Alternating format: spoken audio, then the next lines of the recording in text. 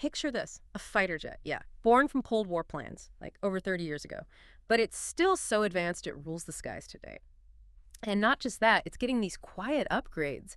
Upgrades to command fleets of AI drone wingmen. I mean, how does a machine even do that? Defy obsolescence. And what's its evolution tell us about where air combat is heading?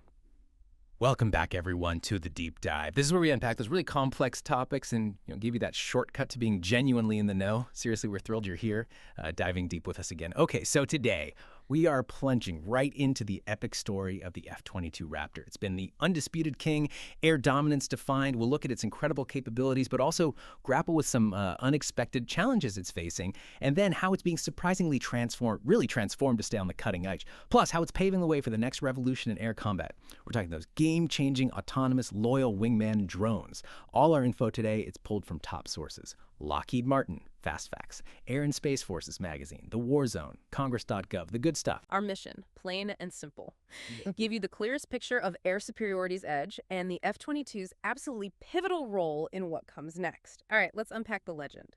The F-22 Raptor. It's not just a fighter, it's arguably the world's most feared air dominance machine. Think of it like a ghost, designed to slip into enemy airspace, strike targets before they even know it hit them. Exactly. It's built for that first look, first shot advantage. And it's genuinely multi-role, air to ground. Doesn't matter the weather, full spectrum ops. It can handle it. And its story goes back further than you might think, right? The prototype, the YF-22, first flew September 90. That's it, September 29, 1990. Then the first actual F-22 test aircraft was flying by 97.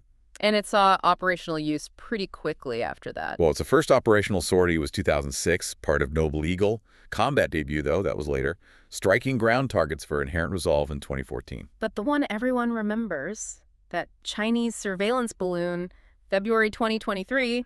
Off North Carolina. Its first official air-to-air kill. Kind of ironic, a balloon. Shows its versatility, though, wouldn't you say? Absolutely. It underscores that it's not just about fighting other jets. Yeah. And when you talk core strengths, I mean, the F-22 is just in a different league. It's this mix of deep stealth, yeah, but also super cruise. Right, flying supersonic without the gas-guzzling afterburners. Mach 2+. Exactly. Which means speed and endurance.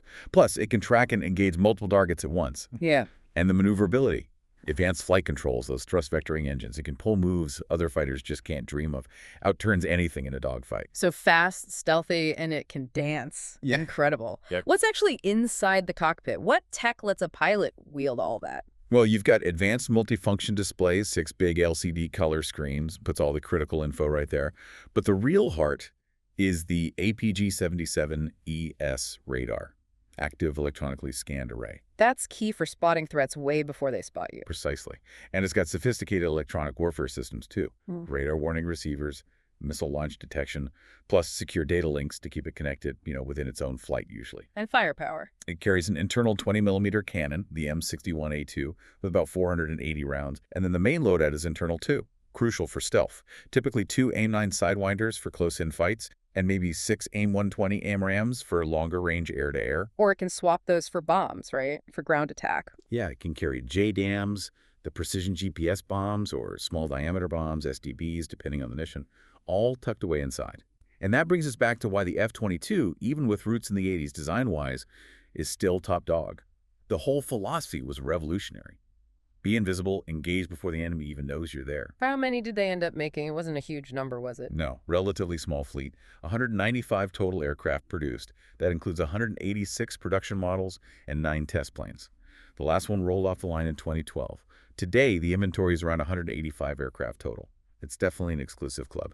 Okay, so given all that, future-proof design, unmatched capabilities, it seems really weird that there's even talk of retiring it. Like, why would you sunset something that dominant? What's the catch? Well, it's the classic trade-off, isn't it? Yeah. Groundbreaking tech meets real-world budgets and logistics. Put simply, the F-22 is incredibly expensive to fly and maintain.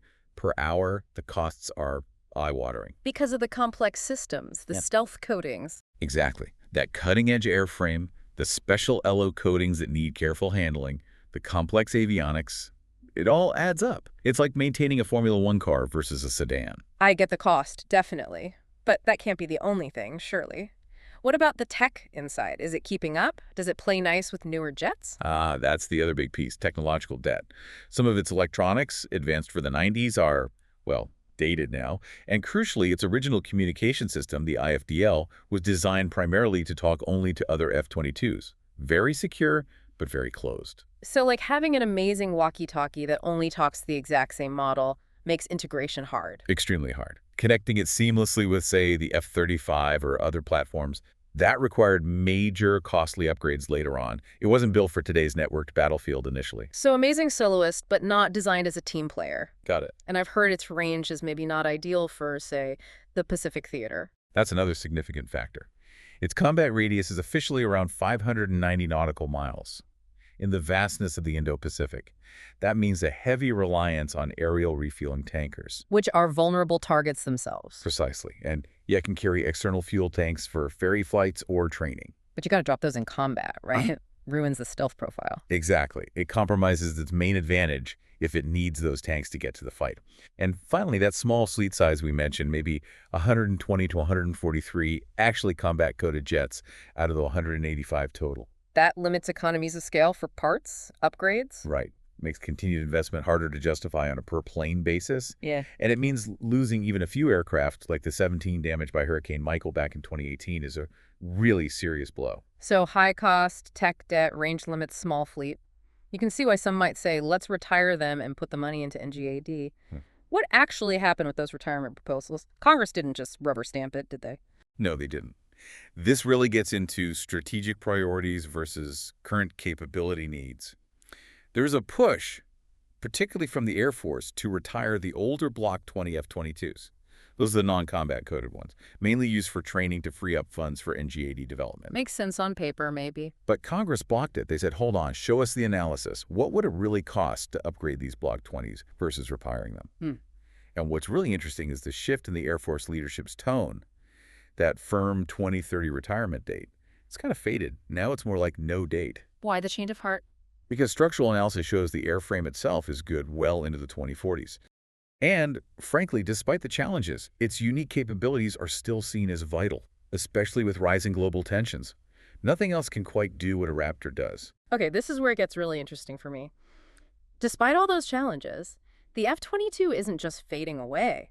No, there's this surprisingly deep, ongoing modernization effort. It's like taking that vintage supercar and dropping in a brand new hybrid engine and a state-of-the-art infotainment system. What kind of upgrades are we actually talking about here? Things that make it not just relevant, but maybe even more dangerous. It's pretty comprehensive. They've already completed a multi-year upgrade called Increment 3.2B, or Update 6. That brought better interoperability, talking to other planes, boosted the radar, added new weapons capabilities. Okay, that's significant. But maybe the biggest leap for connectivity is something called RACR Raptor Agile Capability Release. They started fielding Release 1 back in late 2021. This is huge because it introduced an open systems architecture. Like finally letting it download new software easily, breaking out of that closed system? Basically, yes. It allows for crucial updates like adding two-way link 16. That's the common data link used by the F-35, other fighters, ships. So it can finally talk and listen on the main network. Yeah. Exactly. Huge step. And releases 2 and 3 are apparently progressing well, too. So it's becoming a better team player, finally. What about keeping it flying long-term? Affordability? Safety? Yep, they're addressing that, too. There's a big contract called ARE's Advanced Raptor Enhancement and Sustainment. That runs through 2031, focused specifically on long-term affordability and keeping the jets ready to go. And on the safety side, the Auto GCAS Automatic Ground Collision Avoidance System is a lifesaver. I've heard about that. It automatically pulls the plane up if the pilot gets disoriented near the ground. That's the one. It's already credited with saving multiple F-22s and their pilots, a really important tech integration. Incredible stuff. Now, I read there are even more cutting-edge upgrades potentially coming, things in the fiscal year 26 budget request. What else is in the pipeline? Yeah, this is where they're really pushing the envelope again to keep it ahead. There are major test efforts going on with advanced sensors, specifically potted IRST systems, infrared search and track. Ah, passive detection. Good for spotting stealthy targets without giving away your own position with radar. Precisely. That's critical against potential adversaries' low observable aircraft. They seem to be aiming for rapid fielding of this. There's also a brand new program called IRDS Infrared Defensive System. This is about modernizing its missile launch detection, specifically against new long-range threats, both air-to-air and surface-to-air. So better eyes and better warnings. What about its own stealth? Are they tweaking that too? They are. Ongoing work in low observable, or ELO, signature management. That means things like testing new coatings. Remember those reports about almost mirror-like finishes Sure. and other modifications to make it even harder to detect? Wow. And inside the cockpit, more upgrades for the pilot. Yes, updates to the pilot vehicle interface, new helmets like the Scorpion helmet-mounted display, future crypto upgrades for secure comms, better synthetic aperture radar for ground mappings, cybersecurity hardening, and more EW system enhancements. They're even developing something called Grace Government Reference Architecture Compute Environment, basically an open architecture software base to run new apps and processes on the F-22. Sounds like a total overhaul, top to bottom. But what about that range issue we talked about? Are they tackling that? They are, finally. It's called the LDTP program, Low Drag Tanks and Pylons. The key here is low drag. These new external tanks and the pylons they mount on are designed to minimize the performance penalty, even during supersonic flight. So more fuel, longer legs, without crippling its speed and agility as much as older tanks would. Exactly.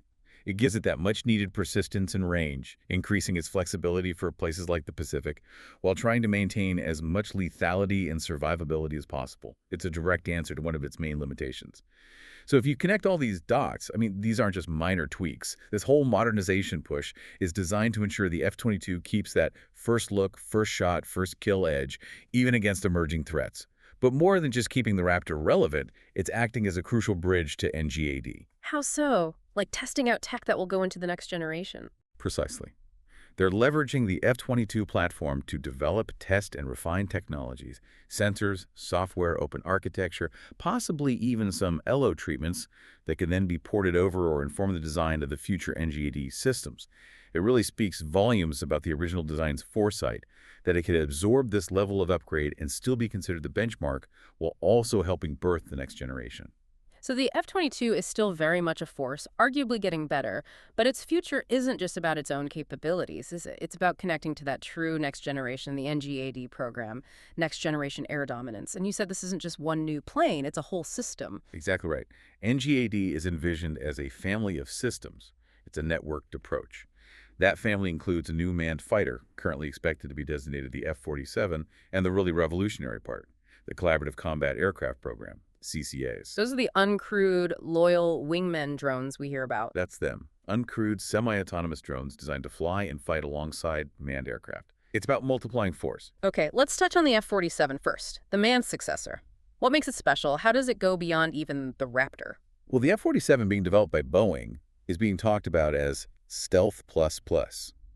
So even stealthier than the F-22, which is hard to imagine. A big design goal is range. They're aiming for a combat radius over 1,000 nautical miles. That significantly reduces tanker dependency. Huge for the Pacific. Absolutely. Still capable of speeds over Mach 2, of course. But another key focus is sustainability. It's being designed to be easier and cheaper to maintain, deploy, and operate. Higher availability, less logistical footprint than current fifth-gen jets. Learning lessons from the F-22's sustainment costs. And how many are they planning?